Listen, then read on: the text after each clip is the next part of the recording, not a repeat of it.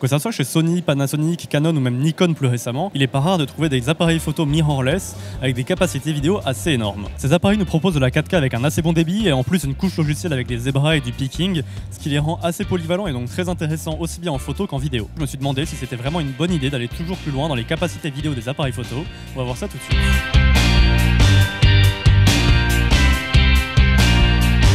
Au début d'année, on a eu Canon et Nikon qui ont respectivement annoncé l'EOS R qui est juste derrière moi et le Z6 Z7 qui sont un peu plus loin. L'EOS R et le Z6, le Z7 sont des appareils photo mirrorless plein format avec des capacités vidéo assez énormes. Ils font tous de la 4K, ils font tous du ralenti en Full HD et en plus ils ont une sortie HDMI en 10 bits qui est d'assez bonne qualité, surtout avec un enregistreur externe. En bref, le choix de ces deux marques est de mettre de très bonnes caractéristiques vidéo dans des appareils photo qui font eux aussi des très bonnes photos.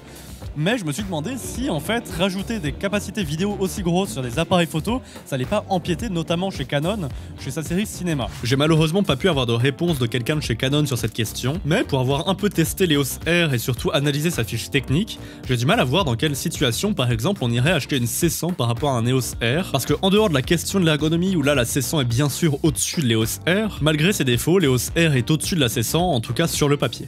À côté de ça, on a Panasonic et Sony qui est un peu plus loin, qui ont depuis très longtemps vraiment deux gammes dédiées à la photo et à la vidéo. Panasonic déjà avec le GH4 et Sony avec les A7S. C'est des appareils qui sont vraiment optimisés et faits pour la vidéo, alors qu'à côté ils ont aussi des gammes dédiées à la photo comme le G9 chez Panasonic et l'A7R chez Sony. Et je trouve ça assez intéressant d'un côté d'affirmer qu'on peut faire des très bonnes vidéos avec un appareil photo, mais aussi de laisser le choix aux utilisateurs finaux d'avoir quelque chose qui fait que de la photo ou qui est vraiment orienté vidéo si ils en ont besoin. Et du coup j'ai pu voir avec Laurent Carsenal chez Panasonic pourquoi malgré le fait qu'on ait d'un côté le GH5 pour la vidéo et d'un autre côté le G9 pour la photo, pourquoi on a cet esprit d'appareil photo pour faire de la vidéo au lieu de vraiment s'orienter vers des caméras. En fait les G9 sont des produits qui sont plutôt orientés photo, même s'ils ont des capacités vidéo qui sont assez poussées. Les GH5 et donc 5S, eux sont clairement orientés purement vidéo, même si encore une fois ils font aussi de la photo. C'est-à-dire que leur fonction première est avant tout de faire de la vidéo. En quoi ils sont différents et plus orientés vidéo? C'est simplement par rapport à leur capacité. C'est une demande du marché. Le marché demande des appareils qui sont formatés boîtier entre guillemets typé réflexe, même si ça veut plus dire grand chose aujourd'hui. Mais c'est des boîtiers qui sont pour la prise en main, on n'a pas fait mieux aujourd'hui. C'est-à-dire qu'une caméra c'est plus gros, pas avec des capteurs de même taille. En plus si je veux un capteur de même taille, la caméra est vraiment beaucoup plus grosse. Et il y a tout un écosystème qui s'est créé autour de ça. Donc on peut plus en sortir. C'est même pas qu'on veut pas, c'est que le marché demande ce format-là.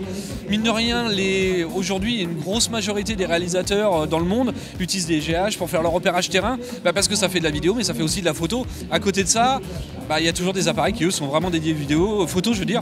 Le G9, ce qui est son cas, fait ce que fait le GH5, mais en version allégée. Par contre, en photo, il va plus loin.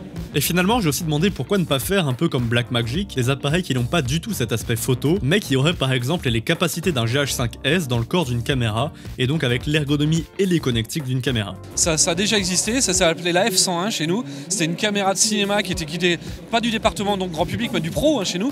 Et c'était un GH4.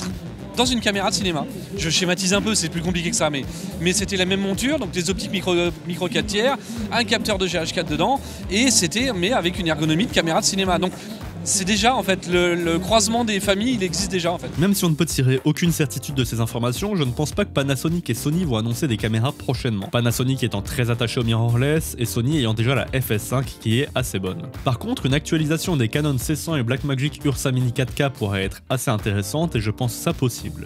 Du coup, je suis vraiment curieux de voir comment tout ça va évoluer et si on va pas commencer à trouver des caméras avec des assez grands capteurs qui sont assez abordables, un peu comme un appareil photo qui serait transformé en caméra vraiment pour son côté ergonomique. En tout cas, j'espère que cette vidéo vous a plu. Si vous l'avez aimé, vous pouvez l'aimer et la partager. Si n'importe quelle question ou remarque à ajouter à ce que j'ai dit, vous pouvez laisser un commentaire et sinon vous pouvez aussi vous abonner pour ne pas rater les prochaines vidéos. Allez, salut!